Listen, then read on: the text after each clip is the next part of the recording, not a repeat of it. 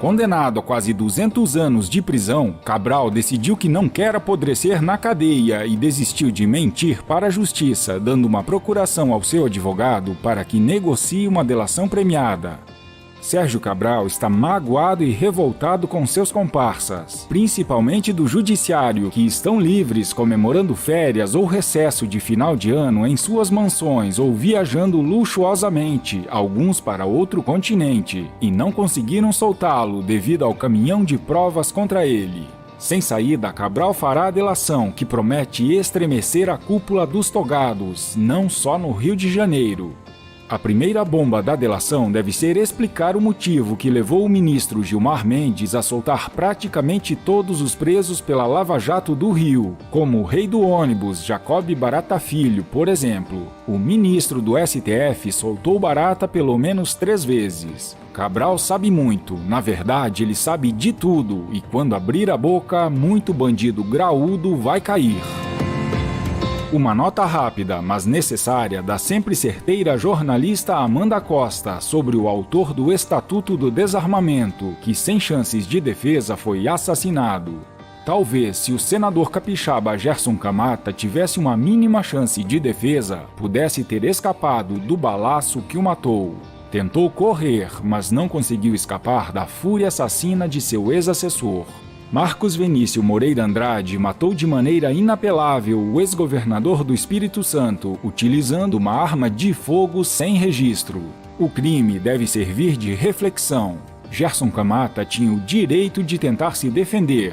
Foi impedido pela lei, que ele próprio criou. É lamentável.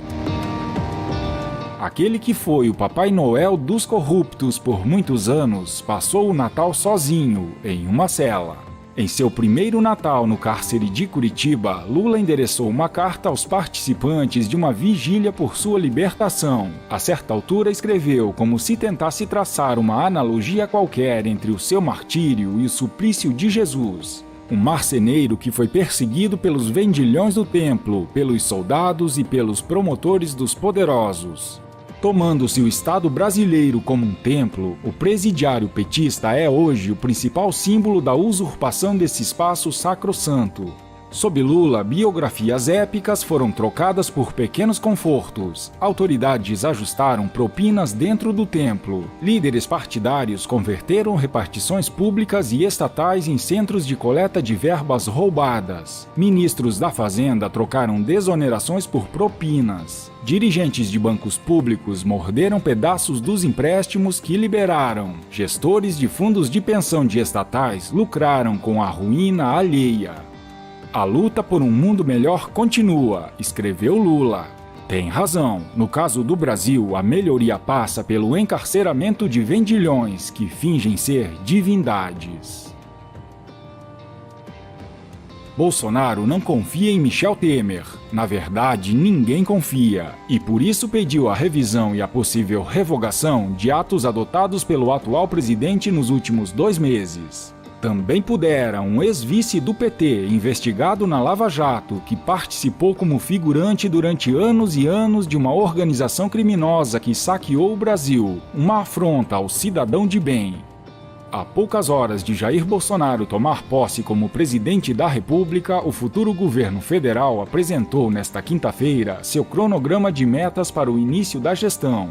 Os objetivos foram estipulados em prazos de 10, 30, 60, 90 e 100 dias. O documento de 84 páginas com detalhes de ações prioritárias foi entregue aos 22 futuros ministros e seus respectivos assessores mais próximos. Segundo relatou Onyx Lorenzoni, o material tem como objetivo ser um guia. O governo do presidente Bolsonaro fez esse processo de transição de maneira inovadora. Entre as medidas que serão cobradas por Bolsonaro estão a revisão e a possível revogação de atos adotados pelo atual presidente Michel Temer nos últimos 2 meses. Isso deverá ser feito já nos 10 primeiros dias do novo governo, para a avaliação de aderência aos compromissos da nova gestão. Bolsonaro quer que cada um dos seus 22 ministros eleja uma matéria para se dedicar e implantar já nos 100 dias iniciais de governo. Em 30 dias, os ministérios deverão elaborar os atos normativos necessários à concretização das propostas eleitas como prioritárias, e dentro de 60 dias, a proposta deverá ser submetida à Casa Civil. Diz o documento. Onyx defendeu o modelo que será adotado pelo próximo governo. Ninguém trabalhou com improviso. Nós trabalhamos com pesquisa, de maneira silenciosa, com um único objetivo: entregar aquilo que a sociedade brasileira espera da gente. Um governo sério, honesto, voltado para as pessoas e enxuto.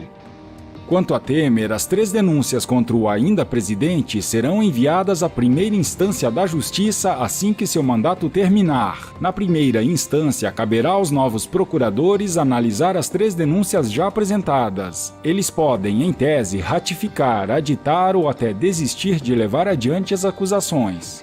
O trâmite na primeira instância não começa automaticamente, pode demorar dias ou semanas. É preciso um despacho dos relatores dos inquéritos no STF, enviando-os para a vara federal competente. Todos nós sabemos que na vara comum o bicho pega, e os juízes costumam condenar aqueles que cometeram crimes, diferente do Supremo, que os